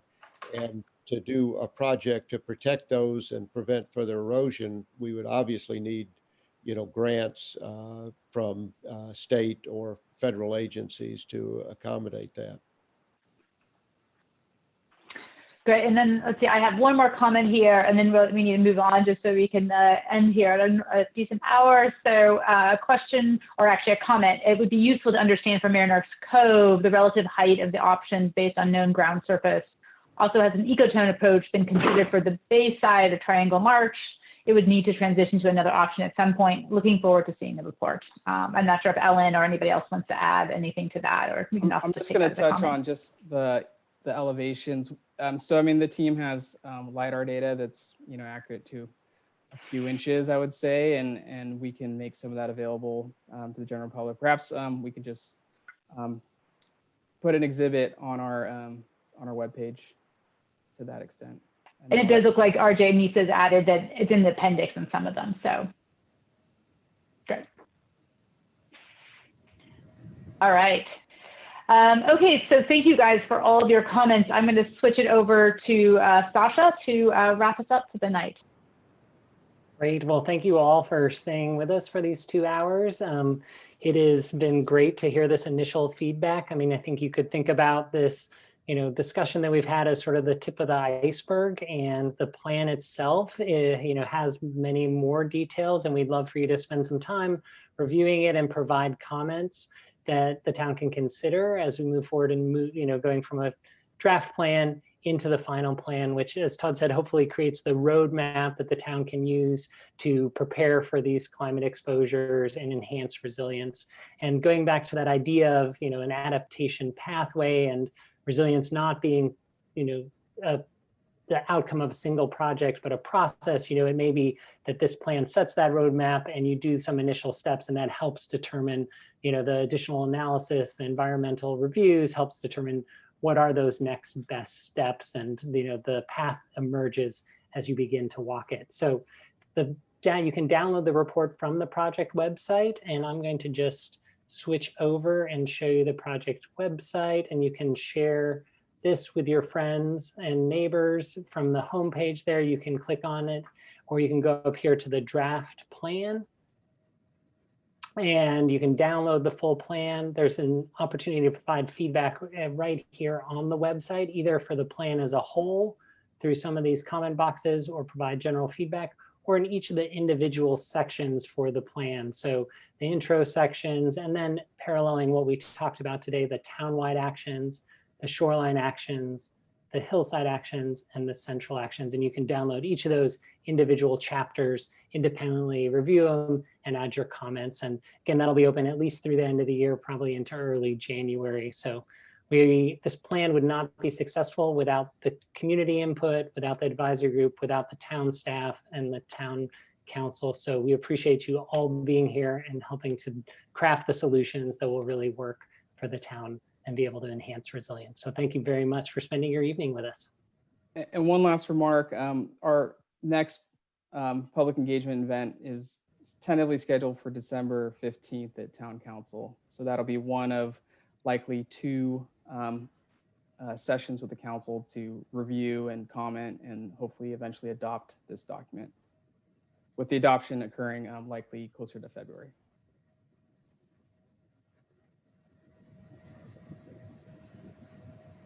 All right, thank you. And we'll be sharing all of your chats as well. So appreciate it.